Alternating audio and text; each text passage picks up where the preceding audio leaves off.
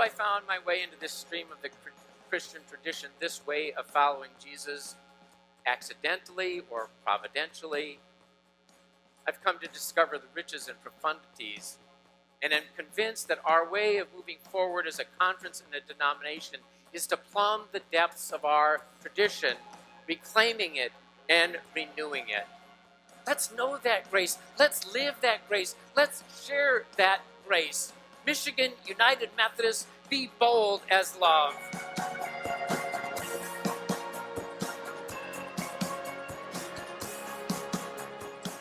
Methodism was never about Sunday morning.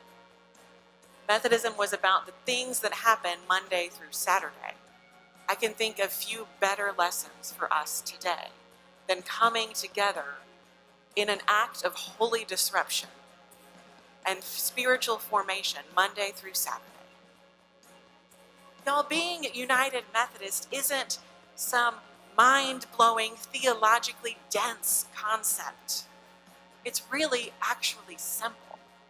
It is faith as love acted out, and acted out towards those most outcast in society.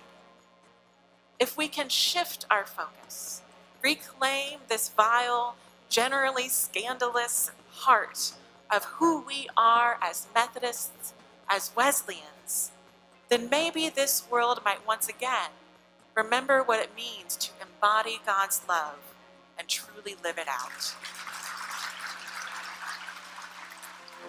All right, let's sing Love Boldly. Love boldly, serve joyfully, be courageously, I follow me, my Lord and our King, Jesus Christ. Love boldly. We don't want to spend all our time, energy, and attention on managing decline. We truly seek as well to vision, to think about, to plan for, to strategize about the future. I think we are at a point where we are able to focus more and more attention on where we are going as a conference and as a denomination.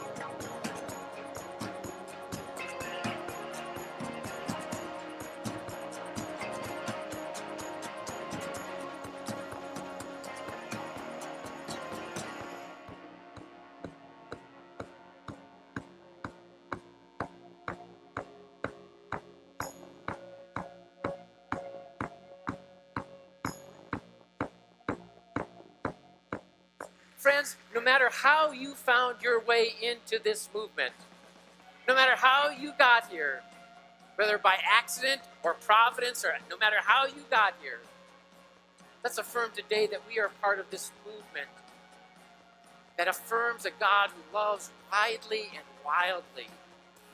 May we know that love. We are part of a movement that wants to share God's wide and wild love with the world. Let's be part of that movement together. And friends, that we have found our way together to this place, that is no accident.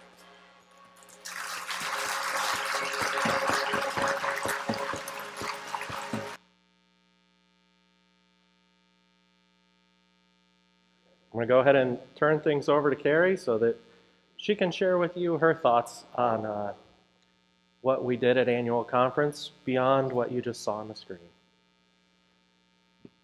Okay, apparently I have to talk really close to this. So let me adjust that. Good morning. All right, I'm replacing a sermon. If I wasn't nervous already, now that's quite the burden to bear. Thank you so much, Pastor Robert.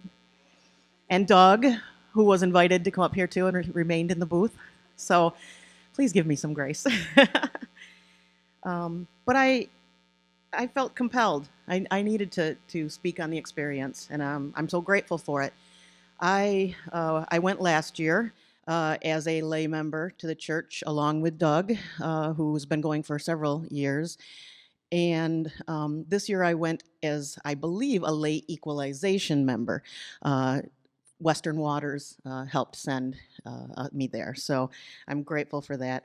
Now let me just look at my notes and my screen so that I don't wander off. So last year, my takeaway reaction was a bit of a wide-eyed newbie, right, for the first time attending this really immersive experience at the annual conference. Everything was shiny and new, and it was more about discovery of this highly, very intense, fun, but busy experience, right? I came home exhausted, but grateful for it all. This year felt a little different because I knew what to expect with the format, how to pace myself a little, and I actually even got up a little early on Sunday and went for a swim, so that was really nice, right? Ate breakfast in my room. And anyway, I'm glad for that calmer focus on the format because I could really allow the content to absorb. Each day had momentum. It was so well put together. Each one built upon the next. And what really struck me as the days unfolded was how relevant the sermons and guest speakers and other presentations were on a broad scale for sure. They spoke to our time and place as people on this planet, but how they were so relevant to me specifically too. It's like they asked me what had been on my mind, what things I had been working through and mulling over in both work and personal life when they set up the schedule. And I encourage you to go online. That was just a glimpse, and watch the videos from the conference. I think they'll speak to you in both ways too. Right now, I think they're in big clumps still. Pastor said that they might break them down into the different sermons. If I don't see that happen too soon, I might put down at least what I'm referring to. I encourage you to look beyond what my highlights were, but I might give the time code. So if you want to see specific speakers that I talk about, I'll see if I can make that happen because they kind of, when you go online, the big chunks, they sort of go to the oldest one and move forward. I think that being part of it, building upon one another, helps with that momentum and really sort of make meaning. So I'm going to share some of my highlights and why. There is a lot more. I'm sure we'll hear about the reflections from Pastor. I don't know about Doug. But this is what resonated with me. So first, let me say, I love the new vision statement. Love boldly, serve joyfully, lead courageously. Seems so simple, but is loaded with meaning. It's rich to unpack. Pastor Robert's sermons over the past several weeks have helped us get primed for this, helped encourage us to think about what those verbs and adverbs, those action statements, mean when it comes to our faith. I also participated, sorry for these popping peas. I also participated in the book study group for the book Knowing Who We Are, The Wesleyan Way of Grace by Lacey C. Warner. It was nice to spend time over 6 weeks with members from the various Methodist churches in the Muskegon Methodist Ministries group as we explored values, beliefs, and practices of our faith. On the first day, they sort of assigned us, right? So you don't sit with people you know, right? You're there to sort of get to know others and share ideas. And then we kind of stayed with those groups. And so I was with people from several different churches in the area, several different Methodist churches in the ministries, and really became a camaraderie, right? A small group that really sort of grew, and I look forward to seeing and maybe visiting those churches with my friends again soon. But I learned and discussed at our table conversations about a lot of interesting things. A deeper understanding of grace, for one. Another thing that sticks with me is how much Methodists really walk the talk.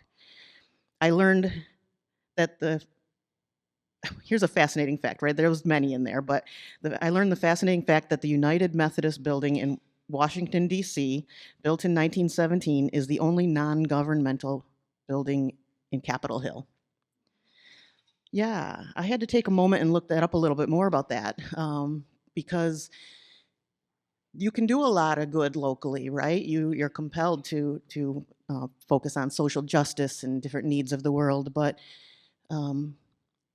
it was recognized early on that to really change policy that affects lives, you need to be among the policymakers. So from the website, I heard or I read, thousands of United Methodists, as well as other people of faith, gather in the building each year for witness, advocacy, programs, dialogues, and events, said the Reverend Susan Henry Crow, General Secretary at Church and Society. The historic public presence and witness of United Methodists help many publics and leaders from across the world appreciate United Methodism's role in justice, peace, and ministry, she said. A legion of significant spiritual and historical events, decisions, and faithful responses to calls for discipleship and Christian witness are associated with the building, Henry Crow added. She especially noted the 1963 March on Washington led by the Reverend Martin Luther King Jr., the 1968 Poor People's March, the farm workers' boycott, years of protests against the Vietnam War, Equal Rights Amendment marches, the 1978 Longest Walk of Native Americans, and the 1989 Housing Now March. I will talk a little bit about Bishop Bard's opening sermon about being an accidental Methodist. I am an accidental Methodist as well. I'll explain a little bit more about that, but I'm fairly new. So some of these things that I really am happy to learn, perhaps you already know. I think there is a lot too, though, that we can relearn, right? So if I'm sort of, I'm trying to think, a freshman in this process, again, please forgive me, but sometimes it helps, just like a tourist helps you see your own city differently. Perhaps that we can walk through this. And I really, I want to know more about this, right? So back to the conference. And some of you know, in addition to my work in social justice and equity with the Coalition for Community Development here in Muskegon, in the Muskegon area, I'm also an adjunct professor at GVSU in the Department of Film and Video, teaching history, theory, and criticism. It's no secret that I love to unpack an idea and dig layers in. I love theory. Over the next 3 years, the annual conference will explore each of the 3 topics in depth. Love boldly, serve joyfully, lead courageously. This year, we asked, what does it mean to love boldly? So I will start with Bishop Bard's opening worship sermon from Friday afternoon titled Confessions of an Accidental Methodist. Some of it you saw highlighted, and I just pulled out a few things that really resonated with me again, sort of as it applies to the world as it is today, but also personally. And how could I not love it already, right? I relate to being an accidental Methodist. Before Bishop Bard spoke, we reflected on a few readings from Scripture, including Acts 9, verses 1 through 9 about Saul and the road to Damascus. When Bishop Bard took the stage, which he's got a great sense of humor, by the way. Great to watch him give a sermon or any type of presentation. Bishop Bard went to church in Duluth with his mom when he was young, and they went where they could walk to. There's a whole story, and you'll hear about it if you watch the video, but I think the first one was a Presbyterian church. I think the Lutheran church was in their family history.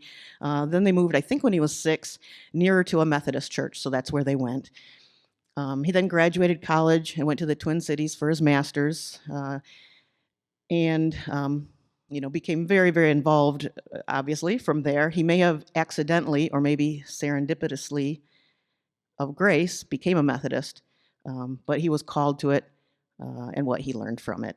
And I feel, I don't want to equate myself with Bishop Bard, but geography brought me here, and Dale, who said we need to find a church, and some members of the church who I worked with.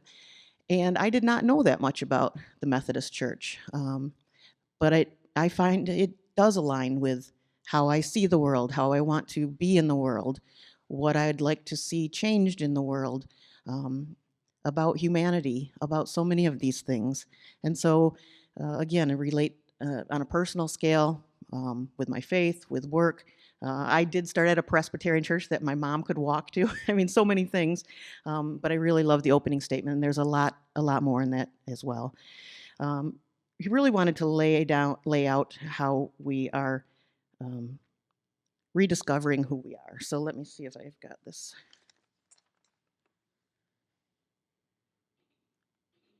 Oops. Oh, sorry, I guess it's going to give the titles first.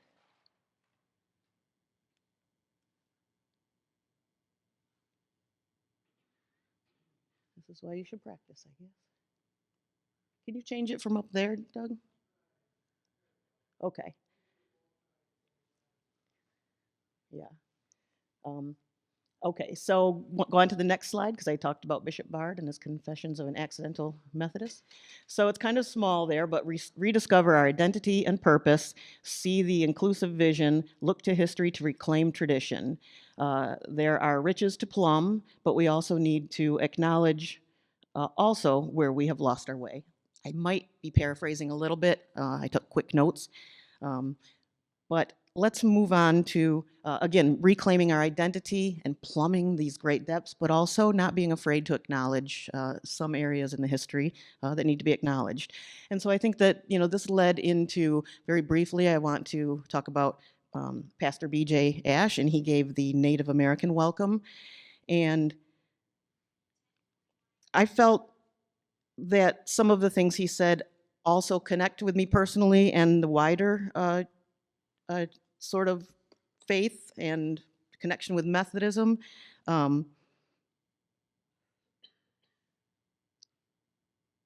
have felt that he spoke of, let me look at my notebook in a second. I'm going to make sure that I'm getting the quotes right.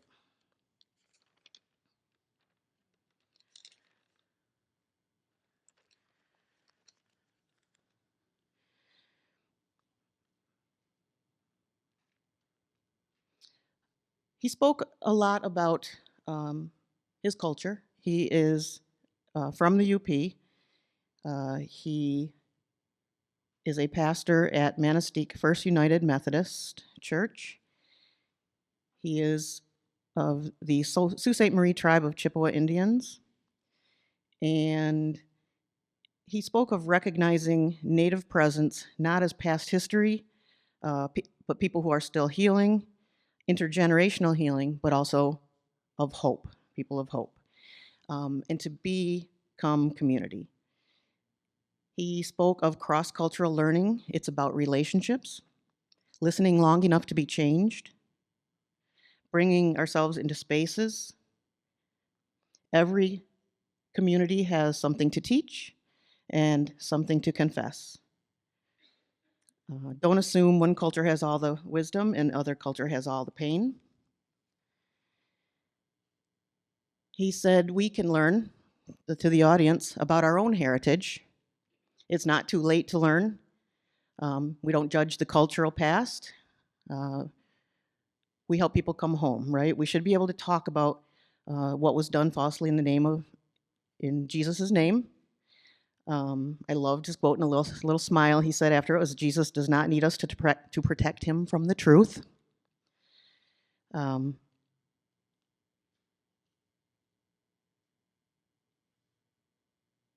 the gospel is not weakened by confession. He said, I hope we will be people who listen.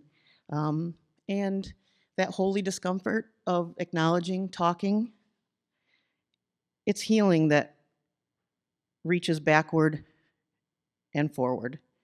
Healing that does this, right? One of the things that, and it was very uplifting and very much about walking two cultures, and that being okay to share, right? One of the things that resonated with me with my own work here is after 2020 and George Floyd, there was a lot of sort of talk about reading different books and different ways to have self-awareness, and that's important. But Pastor Ash said something about be careful of what's called the admiration of the problem, right? Where you are analyzing so much, you're reading so much, you're sharing, but not really making relationships outside of sort of the group that's sort of analyzing this, that you're stuck, right? So at some point, it's about humans, it's about relationships and action, and Methodists are about action. So much more, I encourage you to listen to, go on to the next. And I just want to talk briefly about what happened in between. I hope I'm within my time frame still. I'll try to speed it up. There was some breakout sessions. And this was really interesting too. We got to get in smaller groups, and still not that small, right? But to talk about some action that's happening. I went to one that was on food justice. And this was the Cass Community Social Services that spoke to this. A lot of great ideas. Excuse me, I'm taking it home with me. I'm taking it outside to work with me, perhaps here in some of our small groups as well. I think Doug went to the Creation in Peril because of the green team.